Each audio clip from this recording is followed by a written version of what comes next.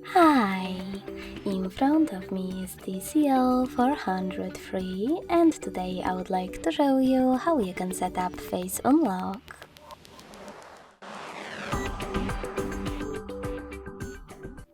Begin by going into Devices Settings and scrolling down to access Security and Biometrics. Following that, tap on Face Unlock and enter your current login method. Now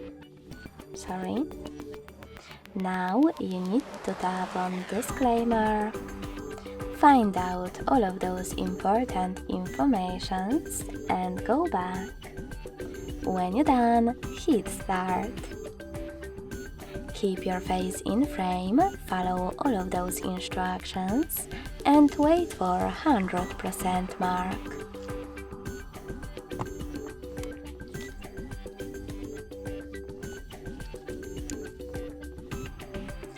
Now you can click on Done, select OK in Attention pop-up and manage all of those options however you wish to.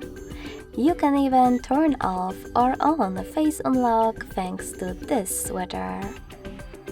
So finally, when I switch off my screen, then turn it back on,